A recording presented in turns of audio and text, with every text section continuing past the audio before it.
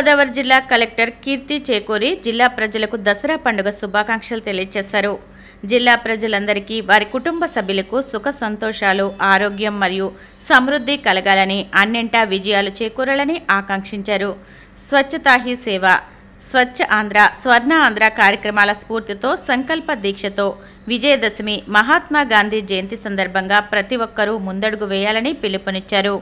జిల్లా వ్యాప్తంగా మన ఇంటి నుంచి అన్ని ప్రదేశాల్లో స్వచ్ఛత పాటిస్తూ సామాజిక సేవ ద్వారా విజయం సాధించడానికి ప్రతి ఒక్కరూ సంకల్పం చేసుకోవాలని విజ్ఞప్తి చేశారు. స్వచ్ఛతతో జిల్లాను అగ్రభాగాన నిలుపుదామని కోరారు. జిల్లా ప్రజలందరికీ వారి కుటుంబ సభ్యులకు సుఖ సంతోషాలు, ఆరోగ్యం మరియు సమృద్ధి కలగాలని, అన్నింటా విజయాలు చేకూరాలని కలెక్టర్ కీర్తి చేకూరి ఆకాంక్ష వ్యక్తం చేశారు. దేశంలోని యువతను క్రమశిక్షణ, దేశభక్తి, బాధ్యతాయుతమైన పౌరులుగా తీర్చిదిద్దడంలో ఎన్సీసీ చేస్తున్న కృషిని ఏపీ పర్యాటక సాంస్కృతిక శాఖ మంత్రి దుర్గేష్ కొనియాడారు.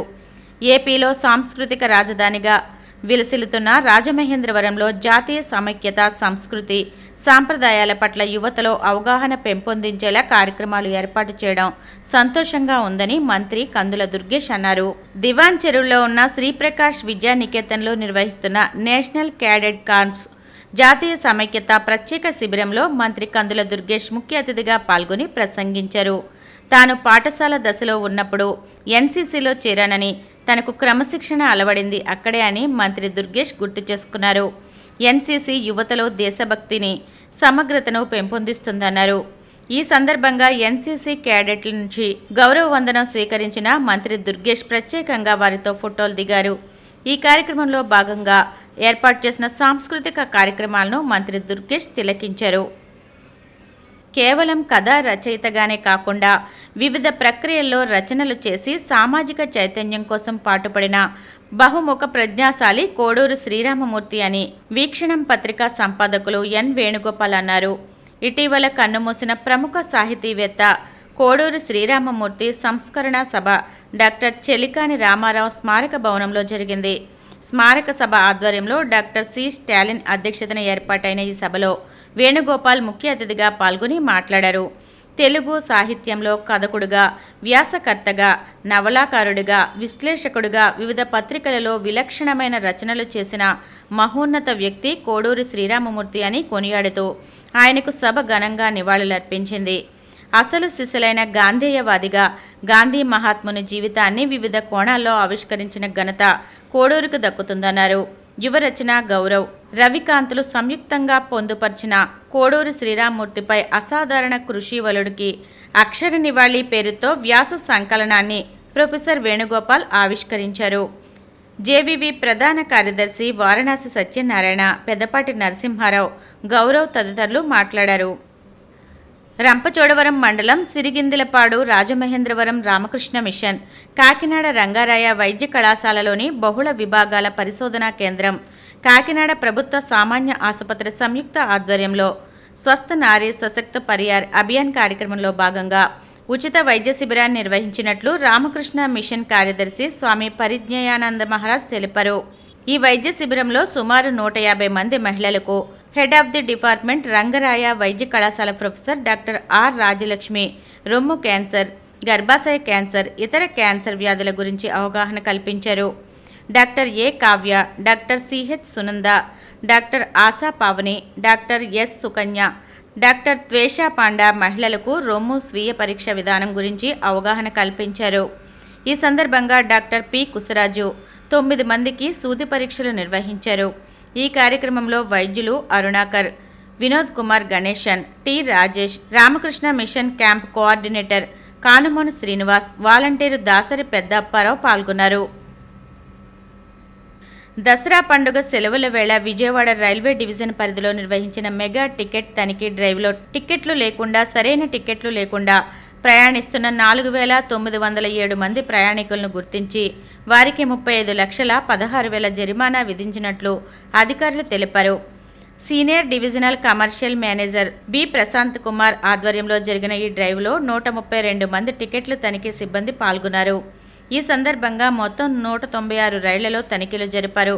ఒక్క రోజులో 35 లక్షలకు పైగా జరిమానాలు వసూలు చేయడం విజయవాడ రైల్వే డివిజన్ చరిత్రలో రికార్డు నిలిచింది.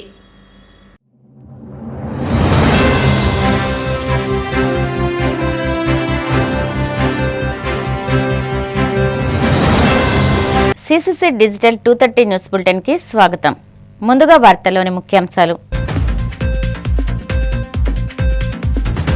మహిళా ఉద్యోగినులు ఆరోగ్యం పట్ల శ్రద్ధ వహించాలన్న పశ్చిమ గోదావరి జిల్లా కలెక్టర్ నాగరాణి. జిల్లాలోని ప్రతి మహిళా వైద్య శిబిరాల ద్వారా ముందస్తు పరీక్షలు చేయించుకోవాలని సూచన. కూటమి ప్రభుత్వ పాలనలో పారిశ్రామిక ప్రగతి పరుగులు పెడుతోందని అసెంబ్లీ వేదికగా చంద్రబాబు పచ్చి అబద్దాలు మాట్లాడారు. మండిపడ్డ మాజీ మంత్రి అమర్నాథ్. తాడేపల్లి వైసీపీ కేంద్ర కార్యాలయంలో ఘనంగా గుర్రం జాషువా జయంతి. ఆయన చిత్రపటానికి పూలమాలలు వేసి నివాళులర్పించిన వైసీపీ నేతలు. అక్టోబర్ 10 నుంచి 18 వరకు వాడపల్లి వెంకటేశ్వర స్వామి వార్షిక బ్రహ్మోత్సవాలు. ఆహ్వాన పత్రికను ఆవిష్కరించిన కొత్తపేట ఎమ్మెల్యే బండారు సత్యానందరావు. భీమవరం కలెక్టరేట్లో స్వస్థ నారీ సశక్త పరివార్ అభియాన్ కార్యక్రమంలో భాగంగా ప్రత్యేకంగా మహిళా ఉద్యోగినుల కోసం ఏర్పాటు చేసిన మెడికల్ క్యాంపులో పశ్చిమ గోదావరి జిల్లా కలెక్టర్ చెదలవాడ నాగరాణి ముఖ్య అతిథిగా పాల్గొని వైద్య శిబిరాన్ని ప్రారంభించారు. ఈ సందర్భంగా కలెక్టర్ మాట్లాడుతూ స్వస్థ నారీ సశక్త పరివార్ అభియాన్ కార్యక్రమంలో భాగంగా నేటి వరకు జిల్లా వ్యాప్తంగా సుమారు 1,05,425 వైద్య పరీక్షలకు పూర్తి చేయడం జరిగిందన్నారు. వీటి ద్వారా 249 మంది మహిళల్లో క్యాన్సర్ నిర్ధారణ జరిగిందన్నారు.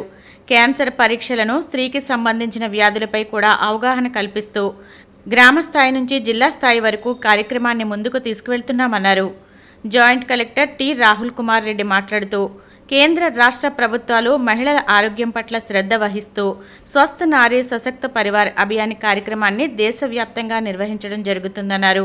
మహిళలు ఈ కార్యక్రమాన్ని సద్వినియోగం చేసుకుని ఆరోగ్యంగా ఉండాలని కోరారు.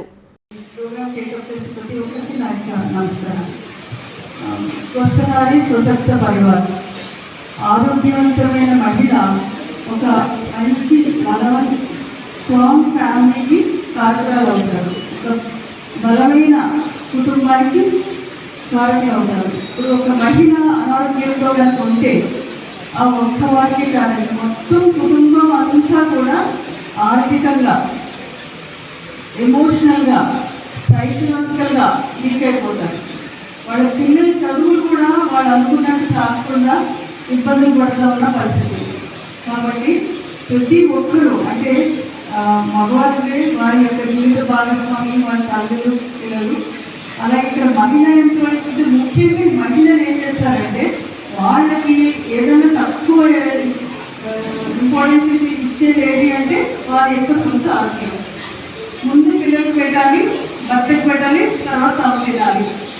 ఏదైనా ఆరోగ్యవంతం ఏంటంటే ముందు వాళ్ళకి పిల్లలకు పెట్టి భర్తకు పెట్టి తర్వాత మనం చేద్దాము అంటే తల్లి అంటే త్యాగానికి ప్రయాణానికి అనుకుంటే. బట్ వీరి ఆరోగ్యం అనేది ఆ కుటుంబానికి అత్యంత ముఖ్యమైన విషయం అనేది గమనించుకోవాలి. వారి ఆరోగ్యం కనుక నేను చూశాను, తల్లికి ఆరోగ్యం బాగోలేక తల్లి హెల్త్ కోసం తిరుగుతూ పిల్లలు చదువులు డిస్కంటిన్యూ చేసిన పిల్లలు ఇంకా ఫ్యామిలీ మొత్తం ఎమోషనల్గా సైకలాజికల్గా పడే బాధలు అంతే కదా. అట్లాగే మనకు ముందు తిరుగుతున్న ఆఫీసర్స్ కూడా సరైన టైంలో చెకప్ చేయించుకోకపోవడం వల్ల ఎన్ని ఇబ్బందులు పడుతున్నారు. ఇప్పుడు ఇవి అన్ని ఉన్నాయి. అందరూ కూడా ముఖ్యంగా ఈ కార్యక్రమాన్ని ఇంకా ప్రజలకు ముందుకు తీసుకెళ్ళి ఆడవాళ్ళంటే ఇక్కడ ఓన్లీ అడల్ట్సే కాదు, చిన్నపిల్లలు కూడా స్కూల్స్లో కూడా ఇలాంటి కార్యక్రమాలు పెట్టుకుంటూ హెల్తీ ఉమెన్ని మనము through some awareness campaigns, through some health camps కానీ కండక్ట్ చేసుకోగలిగితే ఖచ్చితంగా కూడా మన దేశంలో ఆరోగ్యం అనేది ఖచ్చితంగా ఇంప్రూవ్ అయ్యేందుకు అవకాశం ఉంటుంది. ఆడవాళ్ళు ఇంప్రూవ్గా హెల్తీగా ఉంటే ఆటోమేటిక్గా మెన్స్ యొక్క హెల్త్ కూడా కాన్షియస్నెస్ పెరిగి వాళ్ళు కూడా హెల్తీ సొసైటీకి కాంట్రిబ్యూట్ చేయగలుగుతారు. సో దీనివల్ల జీడిపి కూడా పెరుగుతుంది, కాంట్రిబ్యూషన్ ఇన్ ఎకనామిక్ యాక్టివిటీస్ కూడా పెరుగుతుంది. ఒక స్టాటిస్టిక్ ఏం చెప్తుందంటే ఆడవాళ్ళు హెల్తీగా ఉంటే at least 50% of the contribution work force increase అవుతుందని చెప్పడం జరుగుతుంది. అదేవిధంగా ఫిన్లాండ్ లాంటి కంట్రీస్ అయితే స్పెసిఫిక్గా డెడికేటెడ్ టు ఉమెన్ హెల్త్ సంబంధించి వాళ్ళ పాలసీస్ కూడా తీసుకొచ్చారు. కూటమి ప్రభుత్వ పాలనలో పారిశ్రామిక ప్రగతి పరుగులు పెడుతోందని సీఎం చంద్రబాబు అసెంబ్లీ వేదికగా పచ్చి అబద్దాలు మాట్లాడారని మాజీ మంత్రి గుడివాడ అమర్నాథ్ మండిపడ్డారు. విశాఖపట్నం వైసీపీ నగర కార్యాలయంలో ఆయన మీడియాతో మాట్లాడుతూ గత 16 నెలలుగా రాష్ట్రంలోని పారిశ్రామిక రంగం చీకటి రోజులను చూస్తోందని, కమిషన్లు, కాంట్రాక్టర్ల పేరుతో నిత్యం కూటమి పార్టీల నేతల వేధింపులతో అతలాకుతలం అవుతుందని అన్నారు. రెడ్ బుక్ రాజ్యాంగం పేరుతో జరుపుతున్న అరాచక పాలన చూసి ఏపీ వైపు ఒక్క పారిశ్రామికవేత్త కూడా వచ్చేందుకు సిద్ధంగా లేని దారుణమైన పరిస్థితిని సృష్టించారని ఆగ్రహం వ్యక్తం చేశారు. క్వాలిటీ ఏంటంటే కళ్ళార్పకుండా అబద్ధాలు చెప్పడంలో ఆయన్ని మించినటువంటి దిట్ట మరొకరు లేరు. సూపర్ 6, సూపర్ 7, ఇది పెద్ద సూపర్ హిట్ అని చెప్పేటువంటి ప్రయత్నం మరొకసారి రాష్ట్ర ప్రజలను ఉద్దేశిస్తూ మాట్లాడుతూ వారు చెప్పేటువంటి ప్రయత్నం చేశారు. ఎలా ఉందంటే అట్టర్ ఫ్లాప్ అయిపోయినటువంటి సినిమాకి 100 days ఫంక్షన్ చేసినట్టుగా ఉంది. సహజంగా ఏదైనా ఒక ఎన్నికల హామీ ఇచ్చినప్పుడు ఆ ఇచ్చినటువంటి హామీని నువ్వు అధికారంలోకి వచ్చినటువంటి నాటి నుండి అమలు చేసేటువంటి దానికి ప్రయత్నం చేయాలి తప్ప, ఏదో మనం హామీ ఇచ్చాం కాబట్టి మొక్కుబడిగా ఏదో ఒకసారో లేదా 3 సిలిండర్ల పేరు చెప్పి 1 సిలిండరో, లేకపోతే అన్నదాత సుఖీబాబా పేరిట 20,000 చెప్పి ఒక 5,000 రూపాయలు, లేకపోతే 50 సంవత్సరాలకే పెన్షన్ ఇస్తామని చెప్పి 60 సంవత్సరాలకు ఉన్నటువంటి 66 లక్షల మంది పెన్షన్దారులు ఉంటే ఒక 5 లక్షల మందిలో 6 లక్షల మందిలో తగ్గించి వారికి డబ్బులు ఇవ్వడం, 85 నుంచి 90 లక్షల మంది విద్యార్థులు ఈరోజు రాష్ట్రంలో ఉంటే ఆ తల్లికి వందనం కింద ఒక 40 లక్షలకో 50 లక్షల మందికో ఇచ్చి, అందులో కూడా 15,000 అని చెప్పి 13,000 ఇచ్చి, కొంతమందికి 8,000 ఇచ్చి, ఒక సంవత్సరం పూర్తిగా ఇవ్వడం మానేసి, ముఖ్యంగా చదువుకున్నటువంటి యువత, ఉద్యోగావకాశాలు లేక ఇబ్బందులు పడుతున్నటువంటి యువత ఎవరైతే ఉన్నారో వారందరికీ నిరుద్యోగ భృతి ఇస్తాను, నెలకి 3,000 రూపాయలు అందిస్తాను, సంవత్సరానికి 4 లక్షల మందికి చొప్పున 5 సంవత్సరాలు 20 లక్షల మందికి ఉద్యోగాలు ఇస్తాను, లేకపోతే వారికి నిరుద్యోగ వృత్తి ఇస్తానని చెప్పి వారికి ఎగనామా పెట్టేసి, 18 సంవత్సరాలు నిన్నటువంటి మహిళలకి ప్రతి నెల 1,500 రూపాయలు ఇస్తానని చెప్పినటువంటి ఈ పెద్ద మనిషి అసలు దాన్ని పూర్తిగా దాన్ని ఎత్తిపెట్టేసి ఏదో P4 అని చెప్పి కొత్తగా ఏదో విధానం చెప్తాడు. అది ఎవరికి అర్థం కాదు. ఈరోజు ఏ ఒక్క స్కీము కూడా 2024-25 అయితే ఏ స్కీము లేదు. 2025-26 మొక్కుబడిగా ఏదో మనం ఎక్కడ ప్రజలు తిరగబడతారు, ఎక్కడ రోడ్ల మీదకి రానివ్వరు అని చెప్పి భయంతో మొక్కుబడిగా అరకొర ఇచ్చినటువంటి సందర్భాలు మనం చూసాం. దానికి పెద్ద ఎత్తున అసెంబ్లీ వేదికగా గొప్పలు చెప్పుకోవడం, అబద్ధాలు చెప్పడం, ప్రజల్ని మరొకసారి మభ్యపెట్టడం, ఏది జరగకపోయినా అన్ని జరిగిపోయినట్టుగా వారు పబ్లిసిటీ ఇచ్చుకోవడం, ఇవన్నీ కూడా చూసాం. సరే, వీటన్నిటి మీద అనేక సందర్భాల్లో మా పార్టీ అధ్యక్షులు జగన్మోహన్ రెడ్డి గారు కానీ, మా పార్టీ నాయకత్వం కానీ అనేక సందర్భాల్లో ఈ విషయాలన్నీ మాట్లాడుతూ వచ్చాం. మరొకసారి మీ ద్వారా ప్రజలకు గుర్తు చేయాలనేటువంటి ఉద్దేశంతో మరొకసారి కోట్ చేయడం జరుగుతూ ఉంది. వీరు దీంతో పాటు ముఖ్యంగా రాష్ట్రంలో ఏదో పారిశ్రామిక ప్రగతి, ఇండస్ట్రియల్ గ్రోత్, దాని మీద కూడా ఒక స్టేట్మెంట్ నేను కాక మొన్న ముఖ్యమంత్రి గారు ఇచ్చారు అసెంబ్లీ వేదికగా. నాకు తెలిసి గత 15-16 మాసాలుగా ఈ రాష్ట్రంలో ఈ రాష్ట్ర ముఖ్యమంత్రి గారి కొడుకు, ఈ రాష్ట్ర ప్రభుత్వం చేస్తుంది ఏంటంటే విపరీతమైనటువంటి పబ్లిసిటీ, మార్కెటింగ్. ఏది జరగకపోయినా జరిగినట్టు, లేదా మేము తీసుకొచ్చినటువంటి కంపెనీలను లేదా మేము చేసుకున్నటువంటి MOUలను వాటిని మేము తీసుకొచ్చినట్టుగా వారు చెప్పుకోవడం, దీన్ని పబ్లిసిటీ చేసుకోవడం, అవసరం ఉన్నా లేకపోయినా సమావేశాలు పెట్టడం, రోజుకు ఒకసారి మీడియాని వదలగొట్టడం, వారానికి 2 రోజులు విశాఖపట్నం వచ్చి ఆ సమావేశాలు అది ఎందుకు పెడుతున్నాడో ఏం పెడుతున్నాడో ఎవరికి అర్థం అవ్వదు. స్వాతంత్ర్యం వచ్చి 75 ఏళ్లు దాటినా దళితులంటే చంద్రబాబుకు ఇప్పటికీ చిన్నచూపేనని, ఎన్నిసార్లు ముఖ్యమంత్రిగా చేసినా దళితుల పట్ల ఆయన ఆలోచనలో మార్పు రావడం లేదని వైసీపీ నాయకులు మండిపడ్డారు. మాజీ సీఎం వైఎస్ జగన్ రాజధాని అమరావతిలో దళితులకు ఇళ్ల పట్టాలిచ్చి గౌరవిస్తే చంద్రబాబు సీఎం అయ్యాక వాటిని ఓడపీకేశారని ఆగ్రహం వ్యక్తం చేశారు. తాడేపల్లిలోని వైసీపీ కేంద్ర కార్యాలయంలో గుర్రం జాషువా జయంతి కార్యక్రమాన్ని ఘనంగా నిర్వహించారు. ఆయన చిత్రపటానికి పూలమాలలు వేసి నివాళులర్పించారు.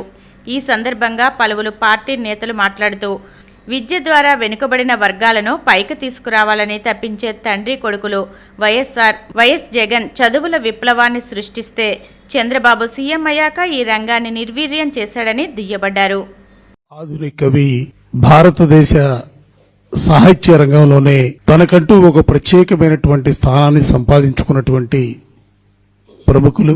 13 దశాబ్దాల కిందట ఉమ్మడి గుంటూరు జిల్లా వినుకొండ ప్రాంతంలో పుట్టినటువంటి మహానుభావుడు గుర్రం జాషువా గారు. ఆయన భౌతికంగా మన మధ్య లేకపోయినప్పటికి కూడా ఈరోజు ఆయన రాసినటువంటి రచనలు సమాజాన్ని తట్టి లేపుతున్నటువంటి పరిస్థితులు కూడా మనం చూస్తూ ఉన్నాం. తను చిన్నప్పుడు ఎదుర్కొన్నటువంటి కుల వివక్షతని, సమాజంలో మానవ హక్కుల్ని హరించే విధంగా కొనసాగినటువంటి ఆ వ్యవస్థని దృష్టిలో పెట్టుకొని సమాజంలో ఉన్నటువంటి ప్రతి ఒక్కరు కూడా అందరూ కూడా కలిసి ఉండాలా, అందరూ కూడా సమానమైనటువంటి హక్కులు కలిగి ఉండాలనే భావంతోనే ఆయన నిరంతరం కూడా తన జీవితంలో సంఘర్షణను ఎదుర్కొంటూ సమాజానికి కావలసినటువంటి అనేకమైనటువంటి రచనల్ని మనకు అందించినటువంటి మహానుభావుడు గుర్రం జాషువా గారు. ఆయన పుట్టినటువంటి గడ్డ గుంటూరు జిల్లాలో పుట్టినటువంటి మేమందరం కూడా నిజంగా అదృష్టవంతులుగా, ఆయన వారసులుగా మేమందరం కూడా చెప్పుకోవటానికి గర్వపడుతున్నటువంటి పరిస్థితులు కూడా ఈ సందర్భంగా చెప్పదలుచుకున్నా. నాకంటే ముందు మాట్లాడినటువంటి మిత్రులు మాట్లాడారు. రాష్ట్ర రాజకీయ రంగంలో మనం చూసాం, సమాజంలో అసమానతలు తొలగాలంటే ప్రతి ఒక్కరూ కూడా చదువుకోవాలా, ఆ చదువుకి పేదరికం అడ్డు కాకూడదనే ఆలోచనతోనే దివంగత నేత డాక్టర్ రాజశేఖర రెడ్డి గారు ఫీజు రియంబర్స్మెంట్ విధానాన్ని తీసుకొచ్చినటువంటి వైనం కానీ, సమాజంలో ప్రతి ఒక్కరూ కూడా ఆరోగ్యవంతులుగా ఉండాలి, దానికి కావలసినటువంటి పరిస్థితులు మనం ప్రభుత్వం సంకల్పించాలనే ఆలోచనతోనే ఆరోగ్యశ్రీ లాంటి కార్యక్రమాలు కానీ, రైతాంగానికి సంబంధించి కానీ ఎక్కడా కూడా కులం చూడకుండా, మతం చూడకుండా, ప్రాంతం చూడకుండా ఈ రాష్ట్రంలో ఉన్నటువంటి ప్రతి ఒక్కరూ కూడా సమాజంలో ముందు వరుసలో ఉండాలనే తలంపుతో జగన్మోహన్ రెడ్డి గారు ముఖ్యమంత్రిగా పదవీ బాధ్యతలు స్వీకరించిన తర్వాత ఆయన తీసుకున్నటువంటి కార్యక్రమాల తీరుతెన్నులన్నీ కూడా ఆ రోజు మహానుభావుడు గుర్రం జాషువా గారు ఏదైతే ఆశించారో, ఆయన ఈ సమాజానికి ఏది కావాలని కోరుకున్నారో వాటిని దృష్టిలో పెట్టుకునే రాజశేఖర రెడ్డి గారు పరిపాలన చేసినా, ఆ తర్వాత ఆయన తనయుడు జగన్మోహన్ రెడ్డి గారు పరిపాలన చేసినా కూడా సమాజంలో అందరూ సమానులనే భావంతోనే పరిపాలన చేసినటువంటి పరిస్థితుల్ని ఈ సందర్భంగా గుర్తుకు తెస్తూ, ఇవాళ దురదృష్టం ఈ రాష్ట్రంలో ముఖ్యమంత్రిగా పరిపాలన చేస్తున్నటువంటి చంద్రబాబు నాయుడు గారు, ఆయన పరిపాలనలో ఈరోజు రాష్ట్రంలో చూస్తూ ఉన్నాం, కులాల పేరుతోనో, మతాల పేరుతోనో, ప్రాంతాల పేరుతోనో, లేదా అక్రమ కేసుల పేరుతోనో అనేక రకాలుగా అట్టడుగు వర్గాల్లో ఉన్నటువంటి అనేక మందిని ఇబ్బందులు పెడుతున్నటువంటి పరిస్థితులు కూడా మనం చూస్తూ ఉన్నాం. ప్రశ్నించే గొంతుని నొక్కేయాలని, ఈ రాష్ట్రంలో ఎవరు కూడా ప్రశ్నించడానికి అవకాశం లేనటువంటి పరిస్థితులు సృష్టించాలనే భావంతో ఒక నియంతృత్వానికి ప్రతీదిగా ఈ ప్రభుత్వం ముందుకు సాగుతున్నటువంటి వైనాన్ని కూడా ఈ సందర్భంగా గుర్తుకు తెస్తూ, మీరు ఎన్ని ఆంక్షలు పెట్టినా, ఎన్ని నిర్బంధాలు విధించినా మాకు గుర్రం జాషువా గారు స్ఫూర్తిగా తీసుకుని ఆయన ఏ ఆశయాల కోసమైతే ఆ రోజు పోరాటం చేశారో, ఆయన రచనలు చేశారో వాటినే మేము అందిపుచ్చుకొని ఇవాళ ఈ రాష్ట్ర ప్రభుత్వాన్ని అడుగడుగునా కూడా అడ్డుకునే కార్యక్రమాల్ని, అన్యాయాలపైన అడ్డుకునే కార్యక్రమాల్ని తప్పనిసరిగా వైఎస్ఆర్ కాంగ్రెస్ పార్టీ జగన్మోహన్ రెడ్డి గారి నేతృత్వంలో మేమందరూ కూడా ముందుకు సాగే కార్యక్రమాన్ని కూడా తీసుకుంటామనే విషయాన్ని ఈ సందర్భంగా చెబుతూ, ఈ మధ్యకాలంలో చూసాం ఈ రాష్ట్రంలో బహుశా భారతదేశంలో ఎక్కడా కూడా చూడం, ఎక్కడైనా కూడా మెడికల్ కాలేజీలు వస్తే పేద వర్గాలకి సీట్లు వస్తాయి చదువుకోవడానికి, హాస్పిటల్స్ వస్తే పేద వర్గాల వారికి ఆరోగ్యానికి సంబంధించినటువంటి అనేక రకాలుగా అవకాశాలు, ఎందుకంటే ఆరోగ్యాన్ని మెరుగుపరుచుకోవడం కోసం అవకాశాలు మెండుగా ఉండే పరిస్థితులు మనం చూస్తా ఉన్నాం. కానీ దురదృష్టం ఏంటంటే ఈ రాష్ట్రంలో 17 మెడికల్ కాలేజీలు ప్రైవేట్ పరం చేయడానికి ఈ రోజు ఈ రాష్ట్ర ప్రభుత్వం ప్రయత్నం చేస్తున్నటువంటి పరిస్థితులు కూడా గుర్రం జాషువా గారి ఆలోచనకి, ఆయన ఆశయాలకు విరుద్ధంగా సాగుతున్నటువంటి ఈ కార్యక్రమం. వాడపల్లి వెంకటేశ్వర స్వామి 13వ వార్షిక బ్రహ్మోత్సవాలను ఘనంగా నిర్వహిస్తున్నట్లు కొత్తపేట ఎమ్మెల్యే బండారు సత్యానందరావు పేర్కొన్నారు. ఆలయ ప్రాంగణంలో స్వామివారి కళ్యాణ ఆహ్వాన పత్రికను ఆయన ఆవిష్కరించారు. అక్టోబర్ 10వ తేదీ నుండి 18 వరకు స్వామివారి వార్షిక బ్రహ్మోత్సవాలు నిర్వహించనున్నట్లు తెలిపారు. బ్రహ్మోత్సవాలకు సంబంధించిన ఏర్పాట్లను ఎమ్మెల్యేకి ఆలయ ఉప కమిషనర్ నల్లం సూర్యచక్రధర్రావు వివరించారు. స్వామివారిని దర్శించుకుని విజయవంతంగా వాటిని నిర్వహించేందుకు చర్యలు చేపడుతున్నట్లు ఎమ్మెల్యే పేర్కొన్నారు. ఆహ్వాన పత్రిక ఆవిష్కరణలో నూతన చైర్మన్ ముదునూరి వెంకట్రాజు, కూటమి శ్రేణులు పాల్గొన్నారు.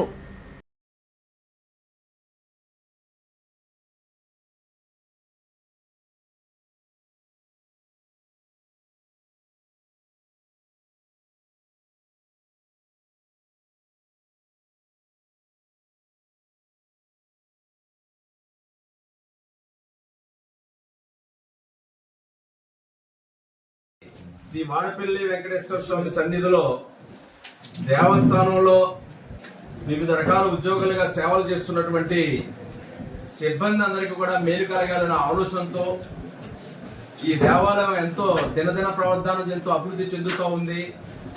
ఆ అభివృద్ధిలో ఇక్కడ పనిచేసే ఉద్యోగులు కూడా వారు అభివృద్ధి కృషి చేస్తూ ఉన్నారు. వారికి కూడా అభ్యున్నతి కూడా మేలు కలగజేసే విధంగా ఆదుకోవాలనే ఆలోచనతోటి ఈ రోజున ఎంప్లాయ్మెంట్ ప్రావిడెంట్ ఫండ్ కింద 234 మంది ఉద్యోగస్తులకి ఏర్పాటు చేయడం కోసం నిర్ణయం తీసుకోవటం, వారి తరఫున దేవస్థానం తరఫున వారి యొక్క శాలరీలో 12% దేవస్థానం భరించేలాగా 13% వారి శాలరీ నుంచి ఈపీఎఫ్ కింద కట్టుకోవడం ద్వారా వారికి మేలు కలుగుతుంది. భవిష్యత్తులో వారికి పెన్షన్ లేదా గ్రాట్యుటీ అంటే అవకాశాలు కూడా పెరుగుతాయి. ఎప్పుడు అవసరమైతే అప్పుడు ఆ డబ్బులు వారు వాడుకోవడానికి కూడా అవకాశం ఉంటుంది. ఈ యొక్క వారి యొక్క అభ్యున్నతికి ఇది ఎంతో దోహదపడుతుందనే ఆలోచనతో నిర్ణయం తీసుకుని ఈ రోజు నుంచి అమలు చేయడం జరుగుతూ ఉంది. అదేవిధంగా హెల్త్ ఇన్సూరెన్స్ 20 లక్షల రూపాయలు హెల్త్ ఇన్సూరెన్స్ వారి కుటుంబ సభ్యులు వారి మీద డిపెండెంట్స్ ఎవరున్నారో వారికి కూడా 20 లక్షల రూపాయల వరకు కూడా హెల్త్ ఇన్సూరెన్స్ కూడా వారికి ఏర్పాటు చేయడం జరిగింది. ఇవి కూడా వారికి మేలు కలుగుతాయనే ఆలోచనతో చేయడం జరిగింది. దేవస్థానం సిబ్బంది వచ్చిన భక్తులందరూ కూడా ఎంతో ఆప్యాయంగా ఆదరించి వారిని దర్శనం అయ్యేలాగా వారందరూ కూడా ఎంతో శనివారాలప్పుడు మరి లక్షల సంఖ్య దాటుతూ ఉంది. వేలాదికి వచ్చే భక్తులు ఇప్పుడు 1,00,000 దాటే పరిస్థితికి ప్రతి శనివారం మనం చూస్తూ ఉన్నాం. దీన్ని అధిగమించడం కోసం ఈ యొక్క సిబ్బంది చేస్తున్నటువంటి కృషి ఎనలేనటువంటిది. వారు ఇదే విధంగా సేవలు అందించాలని వారికి ప్రభుత్వ పరంగా లేదా దేవస్థానం పరంగా ఏ విధంగా ఆదుకోవాలో వారిని ఆదుకోవడం కోసం నూతనంగా వచ్చినటువంటి చైర్మన్ గారు ముదునూరి వెంకటరాజు గారు, మన డీసీ శ్రీ నల్లం చక్రధర్రావు గారు, వీరు కూడా ఈ దేవస్థానం అభివృద్ధిలో నిరంతరం కూడా కృషి చేస్తూ ఉన్నారు. ఇది ఇంకా ఎంతో అభివృద్ధి చేయాల్సిన అవసరం ఉంది. దానికోసమే ఆలోచన చేస్తూ ఉన్నాం. ఆ అభివృద్ధిలో దేవస్థానంలో ఉన్నటువంటి అధికారులు అవనివ్వండి, సిబ్బంది అవనివ్వండి, లేదా దేవస్థాన పాలకవర్గం అవనివ్వండి, నేను కానివ్వండి, అందరూ కలిసికట్టుగా దీన్ని ముందుకు తీసుకెళ్తామని ఉద్యోగుల యొక్క సహాయ సహకారాలు మెండుగా దేవస్థానానికి వారు అందిస్తున్నది వారికి కూడా నా యొక్క అభినందనలు తెలియజేస్తా ఉన్నాను. పశ్చిమ గోదావరి జిల్లా భీమవరం జేపీ రోడ్లోని ఆనంద్ ఫంక్షన్ హాల్లో పరిణయ ఎగ్జిబిషన్ను సోమవారం ప్రారంభించినట్లు నిర్వాహకులు టీవీ రావు తెలిపారు. Saris, designer blouses, kurtis, real jewellery, diamonds, imitation jewellery, decors, suits, hi fi ఫ్యాషన్స్తో ఎగ్జిబిషన్ ఏర్పాటు చేశామని తెలిపారు. దేశ నలుమూలల నుంచి సేకరించిన 100 మందికి పైగా డిజైనర్స్చే రూపొందించిన వివిధ రకాలైన మోడల్స్ ఈ ఎగ్జిబిషన్లో లభ్యమవుతాయని పేర్కొన్నారు. ఈ నెల 30వ తేదీ మంగళవారం వరకు ఎగ్జిబిషన్ ఉంటుందని తెలిపారు. ఈ అవకాశాన్ని భీమవరం పట్టణ పరిసర ప్రాంత మహిళలు సద్వినియోగం చేసుకోవాలని కోరారు.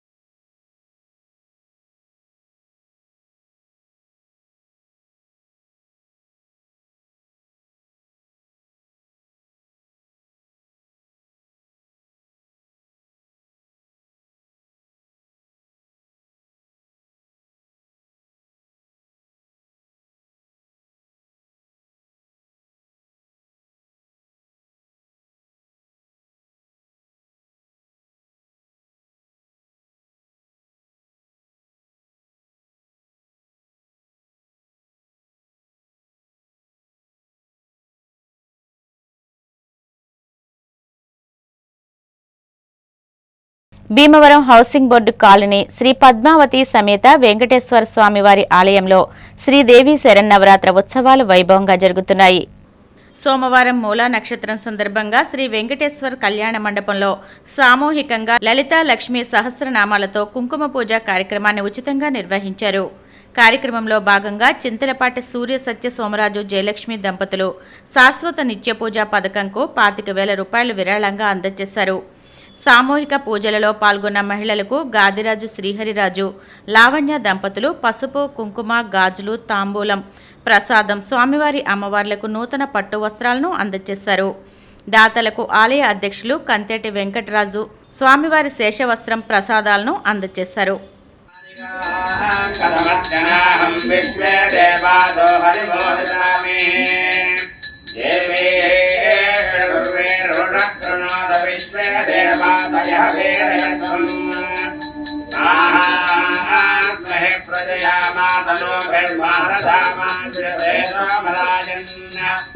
అగ్నిర్మణ్యం ప్రథమతం పురస్కాదబ్దో గోపా పరిపాహి రస్మం సత్యంజాయందనగతః పునస్తే మహిషా వెత్తం పట్నం housing board colony Sri Padmavati సమేత వెంకటేశ్వర స్వామివారి సన్నిధానంలో స్వామివారి యొక్క విశేషమైనటువంటి దసరా ఉత్సవాలు పురస్కరించుకుని ప్రతిరోజు కూడా ఒక్కొక్క రోజు ఒక్కొక్క దంపతులు స్వామివారికి అమ్మవార్లకు వస్త్రాలు, పట్టు వస్త్రాలు సమర్పణ చేసి పుష్పమాలికలు సమర్పణ చేసి సహస్ర కుంకుమార్చన కార్యక్రమం చేయించుకుంటూ ఉన్నారు. నేటి రోజున మూలా నక్షత్రం సందర్భంగా సామూహికంగా మహిళా మనులు అందరూ కూడా ప్రతి స్త్రీ కూడా దీర్ఘ సుమంగలిగా ఉండాలి అని చెప్పి సుహాసినీలు అందరిచే సామూహికంగా 108 మంది మహిళా మనులచే సామూహికంగా లలితా సహస్రనామం, లక్ష్మీ సహస్రనామాలతో కుంకుమార్చన కార్యక్రమం నిర్వహించి తదుపరి వారందరికీ కూడా పసుపు, కుంకుమ, తాంబూలాలు, ప్రసాదం అన్ని కూడా అందజేయడం జరిగింది. పాల్గొన్నటువంటి ప్రతి ఒక్కరికి కూడా స్వామివారి యొక్క ఆశీస్సులు అందజేస్తున్న దసరా ఉత్సవాల్లో హౌసింగ్ బోర్డు వెంకన్న ఆలయానికి విచ్చేసి వెంకన్న వైభవాన్ని దర్శించి తీర్థ ప్రసాదాలు స్వీకరించి తరించాలని ఆహ్వానిస్తూ ఉన్నాం. సూర్య సత్య సోమరాజు గారి దంపతులు మరి వెంకటలక్ష్మి, జయలక్ష్మి, మన సుబ్బరాజు గారు, కటార సుబ్బరాజు గారు బావగారు అవుతారైనా మరి వారు ఎప్పుడు వస్తుంటారు దేవాలయానికి. మొన్న నేను ఏదో యాదృశ్యంగా అడగగానే వారు సరే మేము చేస్తామని అన్నారు. మరి అలాగే మీరందరికీ కూడా తెలియజేయడం జరుగుతుంది. దేవాలయం ఈ సొమ్ము అంతా కూడా ₹1 కూడా మేము వాడకుండా దీన్ని ప్రత్యేకంగా అలా ఉంచి దాని మీద వచ్చేటువంటి వడ్డీని మాత్రం మన గోత్రనామాలు చదవాలి కాబట్టి అర్చకుల వారికి కొంత భాగం, కొంత దేవాలయ నిర్వహణకు కొంత భాగం ఆ వడ్డీ మీద వాడటం తప్ప అసలు ఎట్టి పరిస్థితుల్లో వాడకూడదు అనేటువంటి నిర్ణయం కమిటీ సభ్యులందరూ ఖచ్చితంగా తీసుకోవడం జరిగింది. దీన్ని వేరే విధాలుగా మేము ఎట్టి పరిస్థితుల్లోనూ వాడం. ఒకవేళ వాడాల్సి వచ్చినా సరే మీ అందరికీ తెలియజేసి, దాతలందరూ తెలియజేసి చేయటమే తప్ప మేము వాడకూడదు అనేటువంటి నిర్ణయం తీసుకోవడం జరిగింది. ఆ డబ్బు అలా ఉంటుంది. మీరందరూ కూడా ఎవరన్నా మీరు కానీ మీ బంధువులు కానీ ఎవరైనా సరే మరి ఈ స్కీమ్లో కూడా మరి భాగస్వాములు అవకాశం ఉన్నవాడు భాగస్వాములు అవ్వాల్సింది కోరుతారు. 2వ తారీఖుని మన విజయదశమి రోజున మరి తీర్చిదేశం మన కంచెల రామలింగేశ్వర అమ్మవారి విగ్రహాలు ఇచ్చి ఉన్నారు. ప్రతి సంవత్సరం కూడా వారు పూజలో పాల్గొనేవారు. మరి వారు లేకపోయినా సరే వారి కుమారులు మన ఆలయంలో డైరెక్టర్గా ఇచ్చి వారి దంపతుల్లో వారి సతీమణి గారు కూడా ఇందులో పాల్గొంటారు. వారితో పాటు మా బావమరిది అయినటువంటి బొబ్బిలి రాంబాబు గారు దంపతులు, అలాగే బాలాగారి దంపతులు కూడా ఆ రోజు పూజలో కూర్చుంటున్నారు.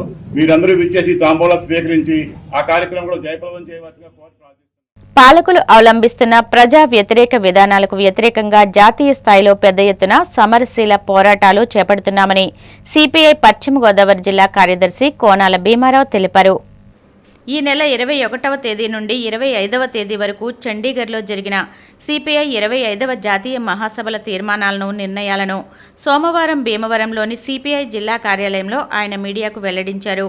లౌకికవాదం, రాజ్యాంగ పరిరక్షణ, మత సామరస్యం, జాతీయ సమైక్యతలను పెంపొందించడానికి మహాసభల్లో తీర్మానం జరిగిందని తెలిపారు. కార్పొరేట్ల దోపిడీకి వ్యతిరేకంగా యువత, రైతు, కార్మిక, ఉద్యోగ, ఉపాధ్యాయ హక్కుల సాధనకు పెను ఉద్యమాలు చేయాలని మహాసభల్లో తీర్మానించినట్లు, ఆ దిశగా జిల్లాలో కూడా కార్యాచరణ రూపొందిస్తామన్నారు. ఈ కార్యక్రమంలో సిపిఐ జిల్లా కార్యవర్గ సభ్యులు చెల్లుబోయిన రంగారావు, ఎం సీతారాం ప్రసాద్ తదితరులు పాల్గొన్నారు. సెప్టెంబర్ 21 నుంచి 25వ తేదీ వరకు పంజాబ్ రాష్ట్రం చండీగఢ్లో భారత కమ్యూనిస్ట్ పార్టీ సిపిఐ 25వ జాతీయ మహాసభలు అత్యంత ఘనంగా జరిగాయి. ఈ జాతీయ మహాసభల్లో దేశవ్యాప్తంగా అన్ని రాష్ట్రాల నుంచి కూడా ప్రతినిధులు పాల్గొన్నారు. ఈ మహాసభలో గత 3 సంవత్సరాల కాలంగా దేశంలో జరుగుతున్నటువంటి పరిణామాలు, రాజకీయ పరిస్థితులు, ఇవాళ దేశం ఎదుర్కొంటున్నటువంటి సవాళ్ళ పైన విస్తృతంగా చర్చించి ఒక పోరాట కార్యాచరణ రూపొందించడం జరిగింది. ఇవాళ దేశంలో మునుపెన్నడూ లేనటువంటి పద్ధతుల్లో 40 ఏళ్ళలో స్వాతంత్రం వచ్చిన దగ్గర నుంచి నేటి వరకు జరిగినటువంటి ప్రభుత్వాలు, ఈవేళ అధికారంలో ఉన్నటువంటి ప్రభుత్వాల యొక్క పరిస్థితులపైన పూర్తిగా సమీక్షించడం జరిగింది. దానిలో ఈవేళ ఉన్నటువంటి నరేంద్ర మోడీ ప్రభుత్వం అత్యంత భయానకమైనటువంటి పరిస్థితిని ఇవాళ దేశంలో కలగజేస్తూ ఉన్నారు. ఇవాళ దేశం లౌకిక ప్రజాస్వామ్య దేశంగా ఆవిర్భవించినటువంటి భారతదేశంలో ఇవాళ మతోన్మాదమైనటువంటి విధానాలతోటి ఇవాళ మైనార్టీలు, దళితులపైన తీవ్రమైనటువంటి దాడులు జరగడం, ఇవాళ ప్రజాస్వామ్యాన్ని కూనీ చేసేటువంటి పరిస్థితుల్లో ఇవాళ దేశంలో పరిపాలన జరుగుతున్నటువంటి పరిస్థితులు, ఇవాళ అత్యంత ఈ దేశానికి దశ నిర్దేశించినటువంటి అంబేద్కర్ అందించినటువంటి రాజ్యాంగానికి తూట్లు పొడుస్తున్నటువంటి పరిస్థితి, అంటే ఒక దేశానికే అత్యంత ప్రమాదకరమైనటువంటి పరిస్థితుల్లో ఇవాళ నరేంద్ర మోడీ ప్రభుత్వం పరిపాలన సాగుతూ ఉంది. దీనికి వ్యతిరేకంగా ఈ లౌకిక ప్రజాస్వామ్యాన్ని, రాజ్యాంగాన్ని పరిరక్షించుకునే దానికోసం నిర్విరామంగా పోరాటాలు చేయాల్సినటువంటి ఆవశ్యకతను మహాసభలో నొక్కి వక్కాణించడం, ఒక కార్యాచరణ కూడా ఇవాళ జాతీయ పార్టీ ఇవ్వడం జరిగింది. అంతేకాకుండా ఇవాళ పెట్టుబడిదారులకు అనుకూలంగా ఇవాళ కార్పొరేట్ వర్గాలకు ఈ దేశ సంపదని ప్రభుత్వ రంగ సంస్థలన్నింటిలో కూడా దారాదత్తం చేస్తున్నటువంటి పరిస్థితులపైన కూడా జాతీయ మహాసభలో కూలంకషంగా చర్చించడం జరిగింది. చర్చించిన తర్వాత ఈ దేశం యొక్క ప్రజల సంపదని పరిరక్షించుకునే దానికోసం ఇవాళ ప్రభుత్వ రంగ సంస్థలు అంటే ఆధునిక దేవాలయాలు అన్న తొలి భారత ప్రధాని జవహర్లాల్ నెహ్రూ, ఆ తర్వాత కాలంలో వచ్చినటువంటి ప్రభుత్వాలు కూడా ప్రభుత్వ రంగాన్ని బలోపేతం చేయడం ద్వారా ఇవాళ ప్రభుత్వ రంగ సంస్థలే ప్రజల ఆస్తిని పెంపొందించడం, ప్రజల యొక్క ఉపాధికి భద్రత కల్పించడం చేయడం, దానికి భిన్నమైనటువంటి పద్ధతుల్లో మొత్తం ప్రభుత్వ రంగం లక్షల కోట్ల రూపాయలు విలువైనటువంటి ఆస్తులన్నింటిలో కూడా అదానీ, అంబానీ లాంటి వాళ్ళకి అప్పజెప్పినటువంటి పరిస్థితి. ఇది దేశ సంపదను దోచిపెట్టడానికి వ్యతిరేకంగా కూడా జాతీయ మహాసభలో ఒక పోరాట కార్యాచరణ రూపొందించడం జరిగింది. ఈ దేశంలో అట్టడుగున ఉన్నటువంటి అణగారిన వర్గాల యొక్క సంక్షేమం ఇవాళ ప్రశ్నార్థకంగా మారింది. వాళ్ళ యొక్క మనుగడే ప్రశ్నార్థకంగా మారినటువంటి పరిస్థితి ఇవాళ తీసుకొస్తుంది. వాళ్ళ దేశంలో జరుగుతున్నటువంటి దాడులు, ముఖ్యంగా మైనార్టీలపైన, దళితులపైన జరుగుతున్నటువంటి దాడులు, మతోన్మాదాన్ని ప్రేరేపిస్తున్నటువంటి పరిస్థితులు ఈ దేశ రాజ్యాంగానికి ఇవాళ ప్రశ్నార్థకంగా ఇవాళ ఉన్నటువంటి పరిస్థితి పైన జాతీయ మహాసభలు చర్చించాయి. దీనిపైన దేశవ్యాప్తంగా పోరాట కార్యాచరణ కూడా రూపొందించడం జరిగింది. ఇవాళ రానున్న కాలంలో ఈ దేశంలో ఇవాళ మతతత్వ శక్తుల్ని ఓడించేదానికోసం, మత ప్రేరేపితమైనటువంటి ఆర్ఎస్ఎస్ ప్రేరేపితంతో ఇవాళ కొనసాగుతున్నటువంటి ప్రభుత్వాన్ని గద్దెదించడమే లక్ష్యంగా సిపిఐ శ్రేణులు భావస్వారూపిత కలిగినటువంటి అన్ని వామపక్ష పార్టీలు, లౌకిక పార్టీలను కలుపుకొని ఒక తృతీయ ప్రత్యామ్నాయమైనటువంటి శక్తిగా ఈ దేశంలో ఆవిర్భవించి మతోన్మాద శక్తుల్ని, రాజ్యాంగానికి ప్రమాదం కలిగిస్తున్నటువంటి ఈ మతతత్వ శక్తుల్ని ఓడించేదానికోసం, ఒక లౌకిక ప్రజాస్వామిక శక్తిలో కూడినటువంటి పార్టీలని అధికారంలో తీసుకొచ్చేదానికోసం సిపిఐ నిర్విరామంగా నిరంతరాయంగా పనిచేయాలని చెప్పి ఒక కార్యాచరణ రూపొందించడం జరిగింది. ఏలూరు జిల్లా భీమడోలు ఈతకోటవారి వీధి రామాలయం వద్ద శ్రీ కనకదుర్గమ్మ అమ్మవారి శరన్నవరాత్రి వేడుకలు వైభవంగా జరుగుతున్నాయి. సోమవారం మూలా నక్షత్రం సందర్భంగా అర్చకులు బృందావనం శేషభట్టాచార్యులు ఆధ్వర్యంలో అమ్మవారికి విశేష పూజలు నిర్వహించారు. విద్యార్థులు పెద్ద ఎత్తున పాల్గొని భక్తి శ్రద్ధలతో అమ్మవారికి సరస్వతి పూజ చేశారు. ఈ సందర్భంగా నిర్వాహకులు మాట్లాడుతూ భక్తులు కోరిన కోరికలు తీర్చే కొంగు బంగారంగా పూజలు అందుకుంటున్న భీమడోలు ఈతకోటవారి వీధి శ్రీ కనకదుర్గమ్మ అమ్మవారి శరన్నవరాత్రి వేడుకలు వైభవంగా నిర్వహించడం జరిగిందని తెలిపారు.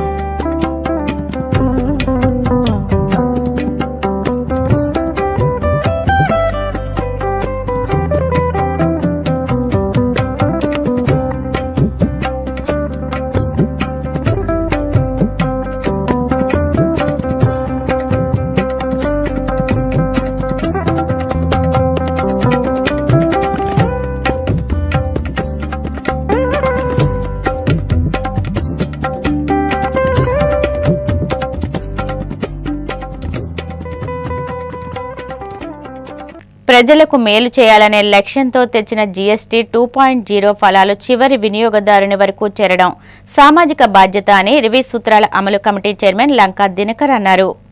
నెల్లూరులో చార్టెడ్ అకౌంట్స్ ట్యాక్స్ బార్ అసోసియేషన్ల సంయుక్త ఆధ్వర్యంలో GST 2.0 super GST super savings పై అవగాహన సదస్సు నిర్వహించారు. ఈ సదస్సులో ఆయన ఈ వ్యాఖ్యలు చేశారు. జీఎస్టీ నెక్స్ట్ జనరేషన్ రిఫార్మ్స్ 2.0 ఏవైతే సంస్కరణలు ప్రధానమంత్రి నరేంద్ర మోడీ గారి యొక్క సారథ్యంలో ఆర్థిక మంత్రి నిర్మలా సీతారామన్ గారు 56వ జీఎస్టీ కౌన్సిల్ సమావేశంలో తీసుకున్న నిర్ణయం మేరకు గతంలో ఉండేటటువంటి 4 స్లాబుల విధానం నుంచి 2 స్లాబుల విధానానికి కుదించడం జరిగింది. 5% 18%. గతంలో 5% నుంచి 28% వరకు 4 స్లాబులు ఉండేవి. ఇప్పుడు 5% 18% 2 స్లాబులుగా కుదించడం వల్ల వినియోగదారుల యొక్క 140 కోట్ల మంది ప్రజల్లో దాదాపు 90% మంది ప్రజలు వినియోగదారులు ఎవరైతే ఉన్నారో వస్తు సేవలు వినియోగించుకునేటటువంటి వారి కొనుగోలు శక్తి పెరిగింది. గతంలో ఆరోగ్య రంగానికి సంబంధించి కానీ నిత్యావసర వస్తువులకి సంబంధించినటువంటి అంశాల్లో అత్యధిక ట్యాక్స్ రేట్ స్లాబ్లో ఉండే వాటిని కొన్నింటిని 0%కి తీసుకురావటం, కొన్ని 5%కి తీసుకురావటం జరిగింది. ముఖ్యంగా ఇన్సూరెన్స్కి సంబంధించి ఇప్పటికే ప్రజలందరికీ జరిగినటువంటి ప్రచారం డిపార్ట్మెంట్ ద్వారా కానీ ఆడిటర్ల ద్వారా కానీ మాలాంటి వారు మాట్లాడటం వల్ల ఇప్పటికే ప్రజలకి కొంత సమాచారం ఇది చేరింది. అయితే సమాచారం చేరింది ఏదైతే ఈ మేలు ఉందో ఈ మేలు వినియోగదారులకి పాస్ ఆన్ అవ్వాలి. చిట్ట చివరి వినియోగదారుడు ఎవరైతే ఉన్నారో ఈ సంస్కరణల ద్వారా వచ్చేటటువంటి ఉపయోగం వారికి అందాలి.